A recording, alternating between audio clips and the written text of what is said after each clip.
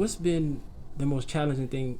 This is a new role for you. You know, what's been the most challenging things thus far with Deontay? This is getting him ready.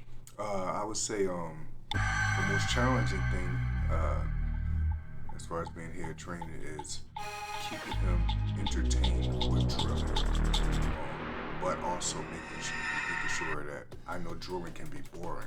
So at times I like to push him through. Times I know he's getting bored of doing the same thing. So it's like a fine line between enjoying to see him being bored but still working through the drills, but also adding new drills to keep him entertained with different tactics we need to work out. So I would say, I don't know if it's the toughest thing, but I would say the most, how can I put it? I'd probably say intriguing. The most intriguing thing about it is like, because it tests me and it makes me look for more details and flaws he may have, or flaws I see in old fights, or flaws I see in things he could do better, or like, you know what I mean? So I'll have to add on and constantly just add on and get him to understand what we're looking at when we film study, and get him to understand that we have to get better at that, get him up to understanding positioning and just stuff like that. So hasn't been really no real challenges for me.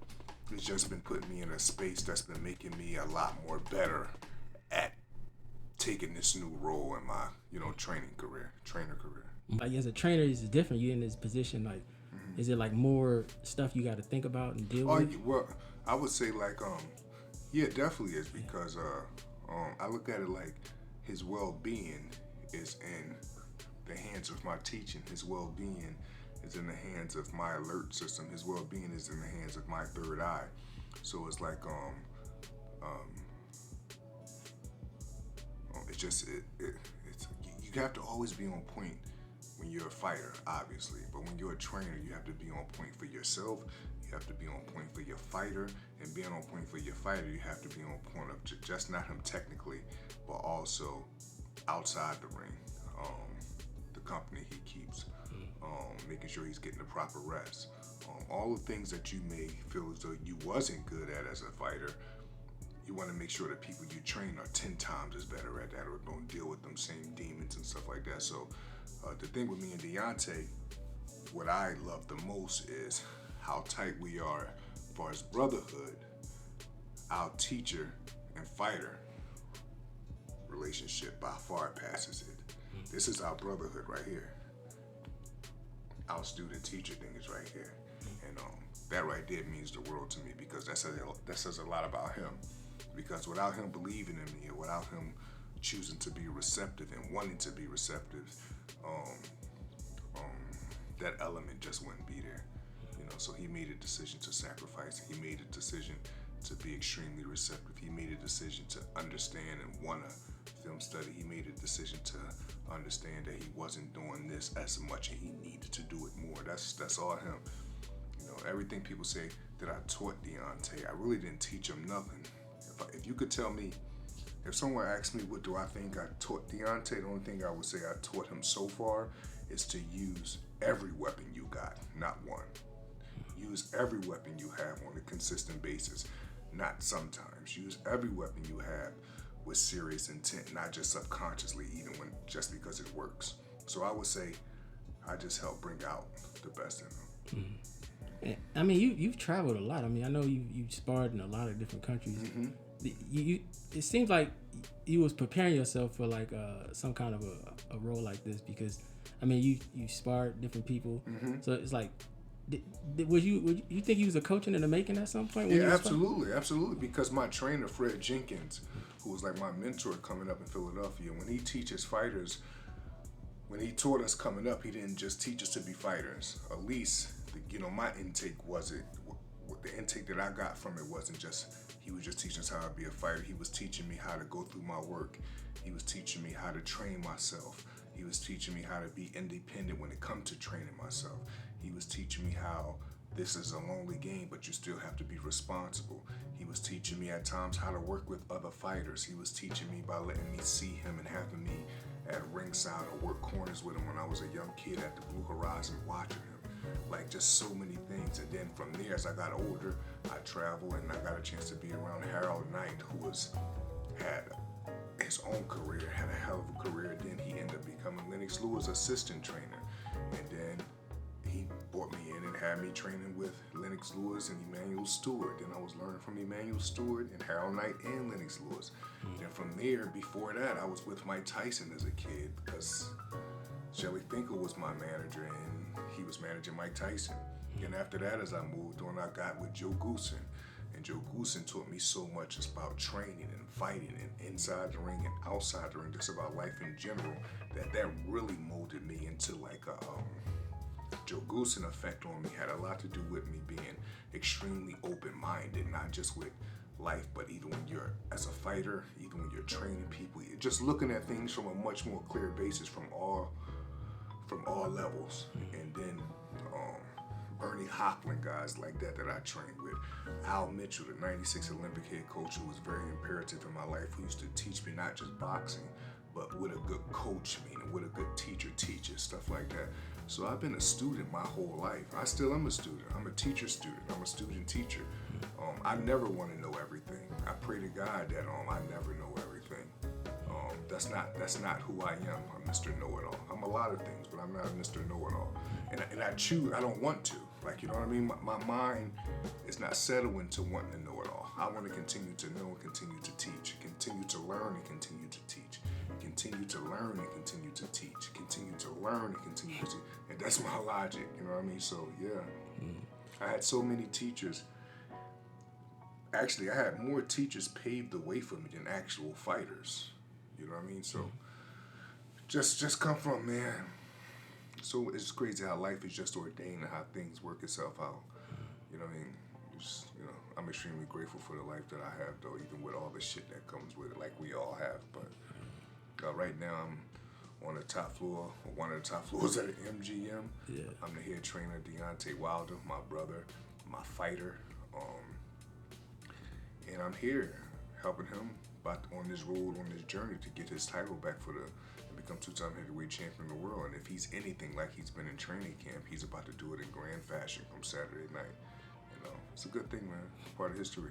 I think that's something brewing, man. Absolutely. And did y'all ever talk about, you and Deontay ever talk about like the conflict that maybe, I know that's your brother, you know, and then the coaching conflict, like it's, there's some like split decision that needs to be made, but then is there some emotion? You ever thought about maybe some emotion may be involved, and how do you draw that fine line? I mean, it's me and Deontay, we have something in common, and that's being very straight-laced, and that's being very transparent, and that's being very honest, especially when it comes to the craft, especially when it comes to anything serious like this. Like, Deontay don't play no games, and I don't either when it comes to this right here, especially when it comes to me helping him and him hiring me. This is not nothing he played with. And this is not a job. This is a job that I'm very, very passionate about. I've had my own career, and I have my own career and have my own life. But I must say, in all honesty, that this is the most passionate I've ever been about a job. So there is no real, it's just like, it's no thin line. It's simple. I do the film study, I go over the things. I share my knowledge and my experience and my techniques and my open-minded of creativity with him. He's receptive and he accepted and he helps me create and we create together. And I don't know it all. I'm not a know-it-all, like I said before. We have Don House as well. We have Cuz Hill as well. We have JD's as well. And even them molded me. JD's, who's had Deontay, who's really the architect of this whole thing, along with Deontay. JD's and Deontay are the architect of all of this whole mission. They started this from scratch together, and they got some momentum together. Deontay, natural knockout artist. Jay maneuvered him extremely well, tested him times he was supposed to test him in his career with opponents. They put themselves in a position from the mud. And he's actually another one of my mentors and someone I look at like a big brother, JD's. He's taught me so much, not just about boxing, but again about life in general. And life imitates art. So if someone is teaching me about life, I can relate it to things about boxing, whether it's coming from a teacher standpoint of view or a fighter standpoint of view. I just put the two together and make it work for me. So there's no thin line because Deontay listened to what I say. He trusts me. He believed in me. And I'm forever indebted to him for believing in me this much and trusting my hard work and my knowledge and my study and my exercise and just everything. Like, he we go out to get this done Saturday night. It's gonna be in grand fashion, man. You kind of answered throughout your time on talking. You kind of answered the question of can he be that kind of a trainer at the in the short amount of time? Or I mean, your knowledge kind of shows everybody that you have what it takes. So yeah, and you gotta realize I remember the first time we fought Fury, he brought on a trainer, and it was a young trainer, Ben Davis. And when Ben Davis came on, I was very not worried, but I'm so much of a student of the game, bro. I already knew Ben Davis before. Most people, that was their first time knowing. I already knew of him and how knowledgeable and the boxing brain that he had. So I knew that Fury had some science behind him. And it's like the same thing with this fight. This is not just us fighting Tyson Fury from a trainer standpoint of view, from a teacher standpoint of view. This is me versus Tyson Fury and the brains behind him. And the brains behind him is a very serious brain. Sugar Hill, he's from the Kronk, he's from the cloth with Emmanuel Stewart.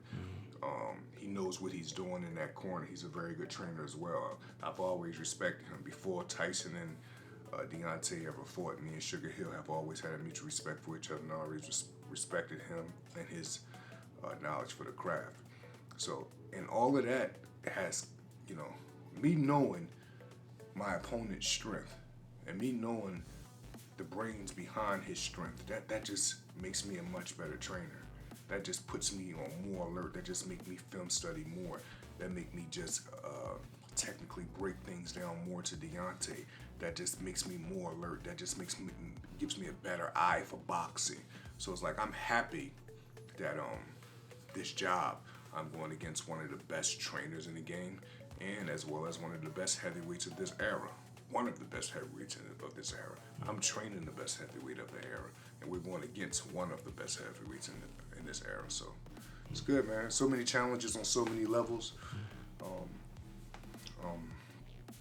I'm embracing it with both arms, and I can't wait till Saturday night. And just a quick touch, man, when it comes to the team, and your camp situation with Breland was a little different. Obviously, I mean, that wasn't I don't know if you want to touch on that or just. Yeah, I want to touch on anything you want, brother. Okay. You threw in the towel against a fighter that had made itself clear that if someone ever threw a towel in with me, I'm through with him.